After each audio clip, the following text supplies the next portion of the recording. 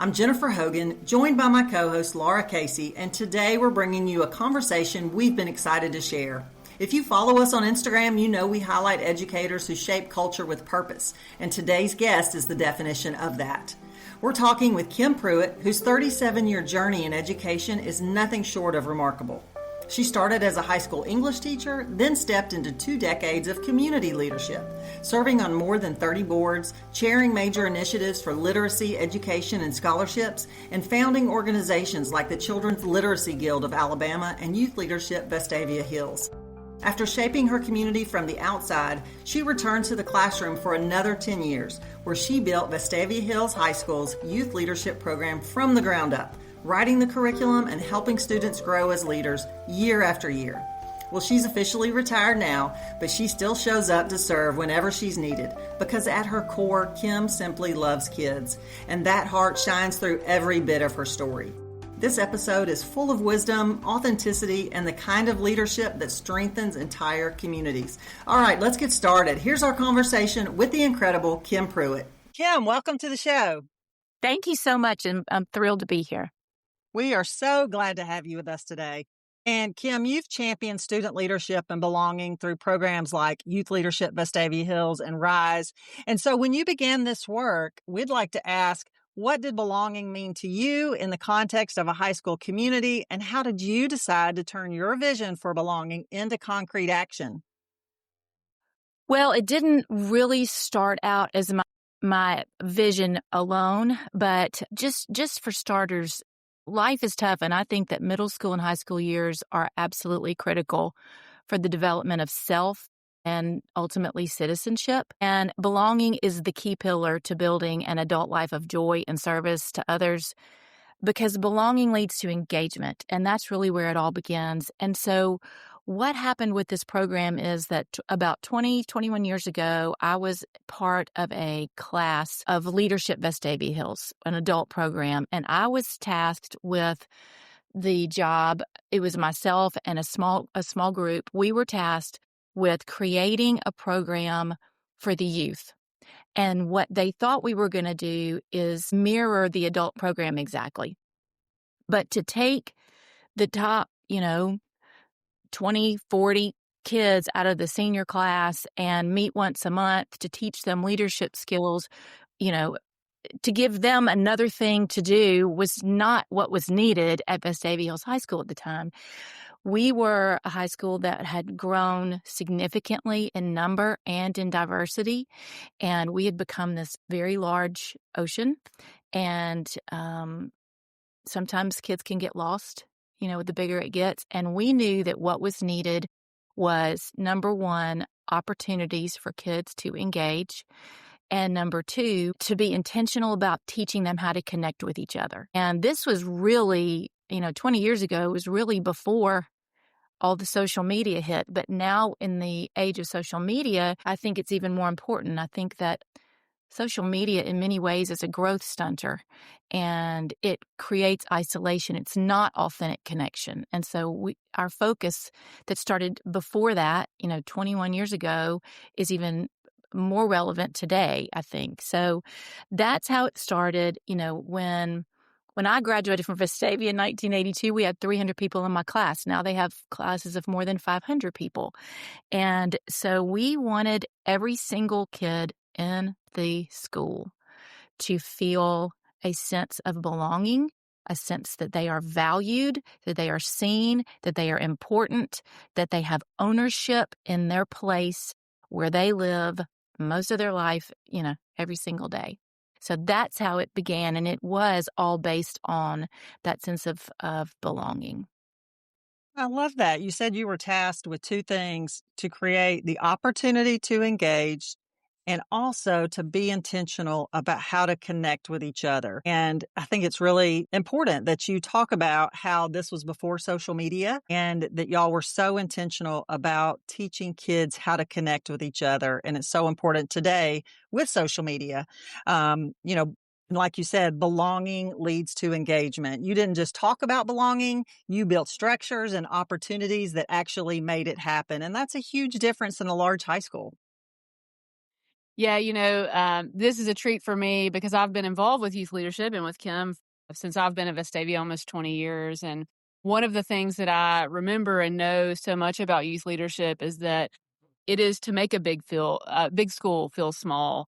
And it's really easy in a large school, like you said, for students to feel lost or overlooked. But one of the things that you have done and that your team has done is you've provided structure with things like the new student committee, with the sisterhood project that help address those issues. So, in thinking through that, I know there's some structure involved to belonging and connection. So, what are those structural practices or student led initiatives do you think have been most effective in helping every student feel seen and valued? So we do have a lot of different arms. It is a program, okay? It's a program called Youth Leadership Vestavia Hills, and I'm going to tell you about the foundation of that. But I have to start by saying it's not just about the kids who are in the program being affected by this, because ultimately what we want to do is shift the culture and change the culture of the school. And so, but for us, it starts with what we call retreats. And just like it says, to get away from the school for a period of time and go through an experience that changes your perspective so that when you go back into the school, then you can be a change agent. So these retreats are offered at the end of, well, or during or the end of their freshman year. We've done it different ways, different years. But during these retreats, number one, every single student who wants to participate can. And we encourage participation by everybody. It doesn't matter. You don't have to apply and be accepted. There's no prerequisites. We want everybody who has a desire to be a part of it to be a part of it. And we have incredible participation rate. But at these retreats, I could spend a day talking about retreats, but we train these students to be the kind of a friend, of a citizen of their community, their school community, that wants to make a difference one person at a time. And we do this through a series of small group conversation. We do some team building activities. It's fun. It's emotional. It's meaningful. But that's the basis of it. And then everything that we do grows out of that concept of leading by example. We believe every single student has the potential to be a leader. In fact, they really are already leading every single day by the way they lead their lives. And some are doing it well and some are not doing it that well.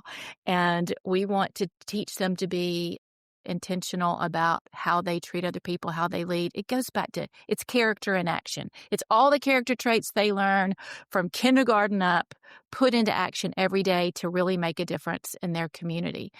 And so as far as the structure of it goes, that's where it begins. And then if a school wants to go and do beyond that, it's taken us a long time and some trial and error, but we have created many opportunities for students to practice what they learn outside of the classroom. And we have something called the new student committee where it's a one-on-one or a small groups. Let me just say this. Small groups is where transformation happens. And there's a book called Community, The Structure of Belonging by Peter Block that I'm a big fan of. And he talks about this. He says things like, let's have a conversation we've never had before, which what a great way to just open a conversation in your classroom. Talking about things that they don't usually talk about. And, he says that community is the spirit of belonging. And anyway, it's a great book. And in his book, he talks about small groups. So we try to do things that allow for the students to plug into a smaller group so that they can begin that connection in a smaller group. But if you've ever led a class discussion as a classroom teacher, you know that if you throw out a question to a class of 25 kids, you're going to get deer in headlights all day long. But if you break those kids up into small groups and say, okay, y'all talk about this topic, they will come back with all sorts of great things. So, you kind of take away that intimidation factor. But we have something called the new student committee. We've made We've gone into third grade classrooms and made friendship pizzas. We've gone into sixth grade classrooms and done a program we call Bridges, which is all about anti-bullying. We have something called Help the Hills, which is a anti-drug and alcohol. It really promotes healthy living. We have the Sisterhood Project. We have Rise. There is a small group aspect to all of these that allows those students to plug in a safe way and then engage from there into the greater community. I love just the idea of small groups because it really shows you that belonging doesn't just have to happen organically, that there is intentionality to create spaces where kids can feel seen and find a group and step into leadership themselves. And thank you for sharing that resource, Kim. I'll be sure to put that in our show notes for our listeners. You know, one of your hallmarks has been giving students agency, like letting them design events, service project. And like you said, you have the mindset that everyone has the potential for leadership.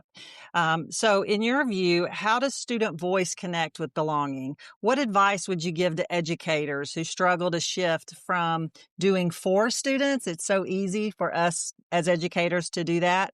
What advice would you give to educators who struggle to shift from doing for students to empowering with students?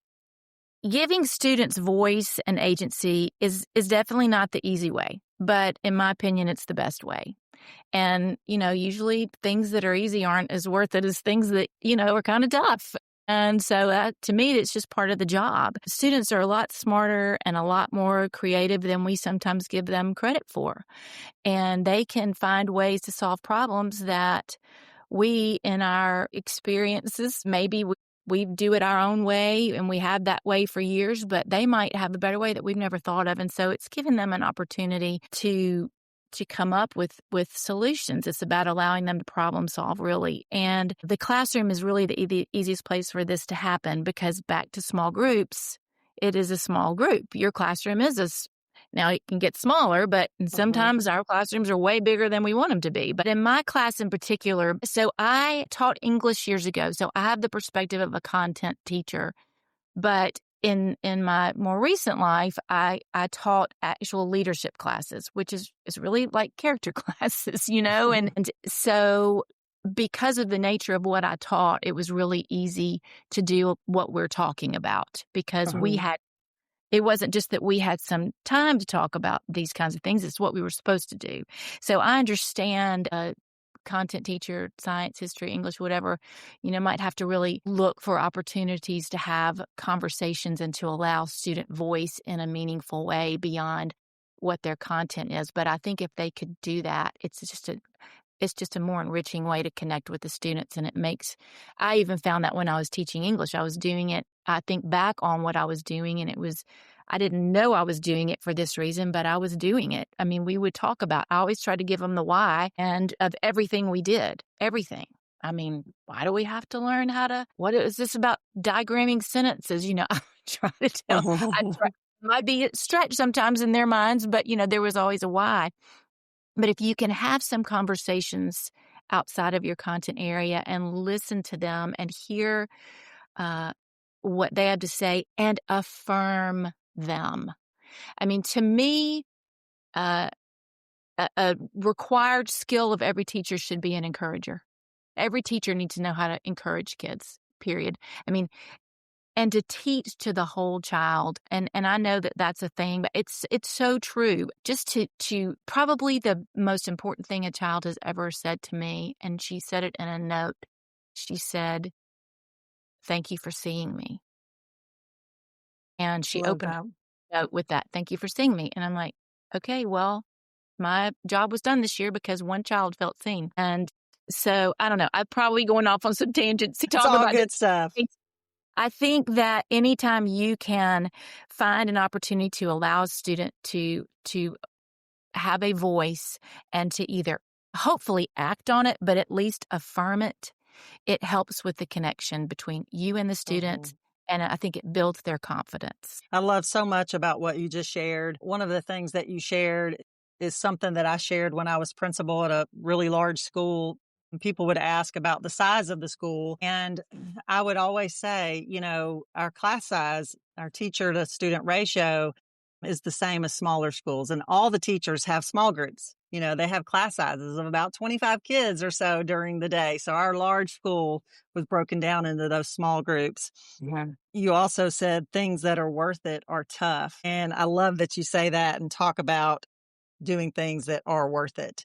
And so, I think that the point about students being smarter and more creative than we sometimes credit them for, that really stands out. I think just giving them agency may be harder up front, but that results in engagement and belonging. And those rewards are undeniable. Well, and big schools and small schools really all share common issues like students who come in the middle of the year or cliques, which I know is something that youth leadership has talked through extensively with students. Sometimes social isolation or really competing demands for kids who are doing multiple things at multiple times. So, can you share just a particular obstacle that you've encountered in your work to foster belonging and how you or your student leaders have overcome it? So everything you just named is an obstacle. The nature of teenagers to be in cliques, which is really just a defense mechanism. It's a safety thing for them. Being at a large school, and schools are growing these days. There are smaller schools out there, but schools are getting bigger and bigger. And so it's being in that big ocean. That is an obstacle. All of those things are things that we have to look out for. I want to give y'all a quote by Peter Block, and then I want to expand on what you just asked me, Laura. But Peter Block says, creating the sense that we are safe among friends, especially those we have not yet met. He's talking about, that's the goal of belonging and engagement and creating a sense of a strong, safe community, creating the sense that we are safe among friends, especially those we have not met. So these kids are walking around the halls every day with a lot of kids they do not know. And y'all know that there are some kids who at the end of the year still don't know the names or haven't talked to people that they've been in a class with all year long. Mm-hmm. And so what we try to do, and yes, again, it's a program, but it's individual kids who we empower to be the change agents. What we try to do is to empower them with the knowledge that they can make a difference in that respect, one person at a time. So I'm glad you asked me this question because I want to give you an example, a very concrete example. I used to tell the kids all the time during our retreats that if you envision your school as like this big ocean, everybody's in their life raft and they've got their core friends in their life raft, and everybody's just hanging on for dear life, and you're not letting anybody in your raft, and you're not letting anybody out of your raft. And instead, we should be connecting our rafts. You can still have your core friends, but you need to be trying to connect with other ones. And it's okay. It's okay to let somebody in. You should, especially if they're out in the ocean swimming by themselves, So I always like to use that analogy. But I want to give you an example of what we empower students to do. And it's almost a cliche because people use this lunchroom thing. Do you sit alone at lunchroom? Okay, but I'm going to tell you a real story that happened. We were in retreat, and it was in November of this particular school year. And we were talking about situations that we had been in. Of course, we don't use any proper names or anything like that. We have to be real careful. We're very, very intentional about how we conduct these conversations, and we're very careful and specific. But we were talking about times when the students might have left somebody out or been bullied themselves or been an ally for someone. And I look up, and this girl is crying, tears streaming. And I thought, oh my goodness, I've made somebody cry, and I said, are you okay? And she said, yes, I'm just thinking about something I've done to somebody at school, and I feel terrible about it. And then the little girl sitting next to her starts crying. She goes, I sit at her lunchroom table. I'm doing the same thing. I know what she's talking about. Uh-huh. And I said, well, do you want to share? And she said, yes, ma'am. And through tears, she said, there's a boy who comes into the lunchroom every single day, and he gets there before we do, and he puts his books on our table, and then he goes and gets his food. He gets in the food line. And meantime, we come in and we move his books. every single day we move his books and he does not sit at our table. But every day, Miss Pruitt, every single day he puts his books there. And she said, now I realize in these conversations we're having, she realized exactly what that boy was doing and exactly what she was doing. And so I said, well, look, you need to dry your tears because you can do something about that when you go back to school on Monday. And she said, yes, ma'am, I will. Well, I ran into her at school several weeks later in the hall, and she spotted me and she came running up to me and she said, Miss Pruitt, I have to tell you what happened. She said, and I said, oh yeah, the lunchroom. Tell me what happened. She said, I asked my teacher in the class before lunch if I could leave early because I wanted to beat him down there. And so I got into the lunchroom. I was the first person there, and I put my books where he usually puts his books, and I waited for him. And when he came into the lunchroom, I looked at him and I said, I saved your place. And he sat with us, and she said, Miss Pruitt, I know his story now. He's not a new student. He just didn't have a friend in that whole big old lunch class. And now he sits with us, and she said, I can see the difference it's made in his life. So here's the deal with that. Back to the problem solving and let students have a voice and giving students agency. That solution was way better than what I thought she was going to do. I just thought she was going to let him sit with her. But she, beyond that, I wouldn't have thought of that, and waited for him and invited him so that, I mean, what an incredible problem solver she was. But when you think about the difference she made in that boy's life, and so when you have a critical mass of students who have that mentality, when they know that they can be a powerful change agent for the good, one person at a time, in a critical mass of students doing that, it will change the culture of the school in a way that teachers alone cannot do it. Parents cannot do it. Administration cannot do it. Now, you have to have buy-in from the administration and teachers. They've got to understand what's happening and encourage that to happen.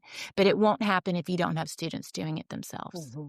Yeah, I'm so grateful that you shared that story. As someone who's heard it and been involved with youth leadership, it is so powerful because it does show that it is one student at a time.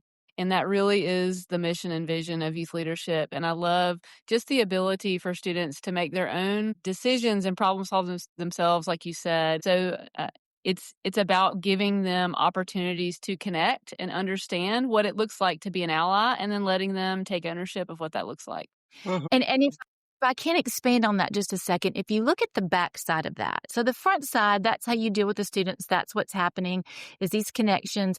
But if you look at the back side, and even as you go through time, there's different issues that are crop up in schools. 20 years ago, the big, and I'd say it still is today probably, but the big thing was bullying. It was that we did a survey in our city school system, and the number one concern of parents was bullying, not academic success, but bullying. And what we were doing addresses that. When you teach people to be, and a change agent is an intentional ally. And when students know that they don't even have to know the student that they're being an ally for, that is that's where the change happens. And yes, you're going to have less bullying if you've got kids walking around going, hey man, don't do that, like taking up for kids. And there's different ways to do it. And we go into detail with them with that. And we teach the younger students that. There's a lot of mentoring that goes on in our program. That's a whole nother, y'all call me back for that one. But if you look at the backside of what's happening, you would hope, and this is very difficult to measure, and I've struggled with that through the years, but you would hope that bullying declines. You would hope that suicides decline because kids are engaged. They feel a part of something. You would hope that grades increase because they're engaged, because they're happy at school. You would hope that the goal, what you tell the students is, you would go to the best high school in America. You would be able to say, school is number one. If it was a place where you knew that every single 100% of the students, every single one of them wanted to be at school every single day. They woke up saying, I can't wait to be at school. The only way they're going to do that if they feel like they belong and they're valued, and the students are making each other feel that way. And if they are, then yes, your grades are getting increased. Hopefully anxiety subsides. And even to me, it raises safety within the walls. We can build fences, and we can build fences and we can lock doors. But if you're not building connections within the school, then you still have a big safety issue within the school. Mm-hmm. And if you can get to those kids who feel isolated and who lash out, and we know that a lot of times bullying happens to people because they've been bullied, and it's a complicated issue. But if you can create an atmosphere where it's cool to be kind, it's cool to make good Mm-hmm. grades. We've accomplished that at Vestavia. In fact, there's a lot of peer pressure to make good grades at Vestavia. But if you can make it be that it's the cool thing just to have simple kindness towards each other, then you talk about changing that's what happens. Mm-hmm. That's powerful. Well, Kim, you've stepped away from the daily classroom role after many years, but the legacy of youth leadership, Vestavia Hills and Rise, that continues. And so from where you sit, what are the key factors that help a belonging through character type culture? How does that sustain itself over time, especially when there's leadership changes, staff changes, and student cohorts change throughout the years? Well, just like anything if you're going to build it to last, to have sustainability, its purpose has to be meaningful and true, and it cannot be built on a person. And I have recently retired. I help as needed. Somebody has stepped into the program. Mary Virginia Sweeney is amazing. And so, yes, it definitely takes teachers and administrators who understand and value it. But if you can build it on those core values of belonging, student engagement, teaching them things like there's sort of 4 pillars that I had in my classroom that I like to make sure students knew at the end of the year. And one is better communication skills, because we know that has declined in recent years for obvious reasons. An increased capacity for empathy. Cannot lead without empathy. We want them to be able to take initiative. I think that there is a lot of fear on the part of students to be able to have the right kind of confidence, which is the 4th one, but confidence to be able to say, hey, I've got an idea and I know what to do. Do it, in the right, proper way. But as long as your mission is true and it is needed and it's universal, I think that those are the key elements to making it last. Well, that makes so much sense. When a program's foundation is strong and principle based and mission focused, it becomes resilient and it can thrive beyond any one person's involvement. I think too, one piece of youth leadership that is so unique to me is that you have gotten staff buy-in and you've gotten principal buy-in and administration buy-in over vast numbers of years, because it is so principled and because you pull them in because they want to see what kids are doing. And so it is really unique to me that you have allowed those folks to be part of what you're doing. They are not running the show. They are just participants. And so that is a really neat piece of youth leadership, that your staff and administrators get to participate along with kids and really learn from students. And I think that's a really important piece to it continuing for as long as it has. So one of the really rewarding things, and there are a lot of things that happen on a big scale with what we do, but our door is always open, and we are constantly creating opportunities for kids to join in, whether they take the class or not. There's a lot of things that they can do. And the most rewarding thing is to have a child wander in and immediately they're looking to cling to something, and to be able to say to a student that I've never laid eyes on and say, hey, how can I help you? And they say, oh, well, I wanted to know about how to get on a Rise team, which we won't get into the details of that, but I'm like, oh, well, we need you on a Rise team. Like, I'm so happy you walked in here. And like, to invite them in and to encourage them in that engagement is so rewarding. And when teachers start seeing that, I can't tell you how many emails, how many phone calls, how many times I've passed somebody in the hallway and a teacher has said, I have a student who is lost. I have a student who needs connection. I have a student who is really struggling. And we work through either connecting them with somebody that's really a student that's really good at what we are doing, that understands it, that might be in that class with them, or some aspect of our program that the student can be connected with, that the teacher can go back and say, hey, I've recommended you to Miss Pruitt to be a part of such and such. And they are immediately light up and they're like, you did? You recommended me? And it might be the smallest thing on the big scale things. But again, for that student, many times it is pulling them out of a dark corner of the school. And there are plenty of kids who come to schools every single day who are not talked to by their peers, maybe very little even by their parents. I mean, the engagement is so low, but it doesn't take much to pull them in. And that's where every single teacher, if you just look up and notice, you'll know. And people who are hearing this know exactly what we're talking about, because as students come in, on the first day of school, you can read them, but you got to keep looking. You can't there's so much to do. There's so much on a teacher's plate. But if they put this first, then I think a lot of times things become easier, because you're dealing with more engaged students who are responding better to you because you've responded to them. That's awesome. Well, and I know you don't want to talk about this, but I'm going to mention it anyway, because you would much rather talk about students than anything else. But you were recently inducted into the Vestavia Hills City Schools Hall of Fame, which speaks to your lasting impact on students and this district that you've worked in for years. So looking back, what part of your work in building belonging and building these programs are you most proud of? And what do you hope of your legacy that continues with future generations of students? You're right. I don't like the way you framed that question.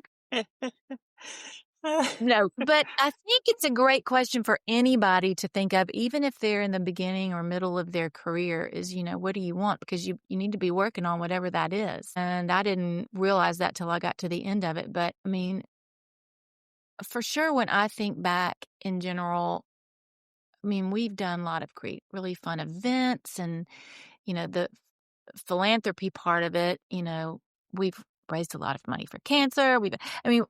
But it's the individual students who were not the obvious leaders that grew. I mean, the most rewarding thing is to have, especially a student, whether they're in the class or not, but you can see them in the class, but get them at the beginning of their junior year, and by the time they're senior, just go, that is not the same child. That is not the same child. And it's in part because of the experiences that they've had, not with me, not because of something I've done, but because of opportunities we've created for them to be a part of it. But it's not me that's done it. It's the students and the way they interact with each other, and the way you just say, hey, you have a job. You're really good at this. We need you to do this. And they rise to the occasion and go beyond what we thought. So I think it would be those students that have come in just really in a bad place who leave in a much better place, because I think what we teach them are life skills that they will take. And so when I probably stayed longer than I intended. But I loved what I was doing there at the end, and I really miss it and would probably still be there if I thought that it was only going to continue if I was there. But I'm so thankful that it continues because it's worth continuing, and not just I'm there to make it happen. Does that What a powerful legacy that something that you've built can continue in your absence, because it's worth continuing, and that you build experiences for students that allows them to grow. That's pretty powerful. And so many things that you've shared today all go back to mindset. I mean, I've heard that through very, very much of what you've shared today. And as we get close to the end of our podcast episode, I want to ask for our listeners, for our principals, our student council advisors, anybody who wants to build a stronger sense of belonging and character in their schools, what would you say would be 3 concrete steps that they could start next week And then what's that one mindset shift that you believe makes the biggest difference? So I've thought about this. I will, for your listeners, they kind of told me they were going to ask me this one, but and there's just so many things. It was really a good question to reflect on. So as far as just immediate, any teacher in the classroom, you don't have this program structure that, it's not, you don't have to have that. I think number one, paying attention to the whole child, not just their grade in your book, is critical. And that's just normal common sense. You would think all teachers, but I think we get lost in the daily grind and you forget. So I think if you just woke up every day and said, okay, I've got to go, I've got to, see these children. Engaging with number two would be really thinking of ways to engage with them in different ways, not just conducting your class, but engaging with them personally, standing at the doorway, greeting them, asking them, how was your weekend? How was your day? When you notice a child comes in and has been crying, pull them aside. Are you okay? And so engaging with them and encouraging others, like I said, should just be a required skill.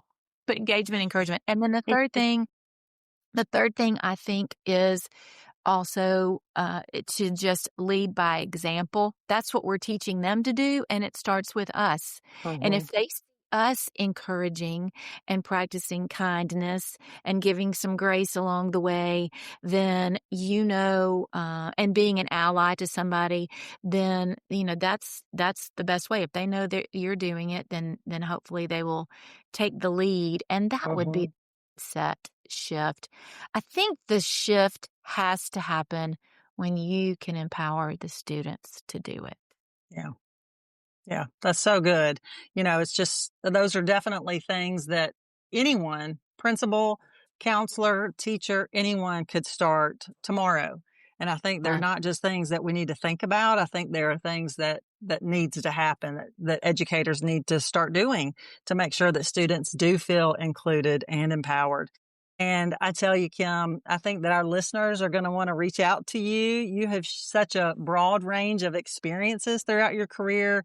You have a really deep understanding of empowering young people. So would you share with our listeners, what's the best way to connect with you? Well, honestly, I'm just going to give you my email address. And yeah.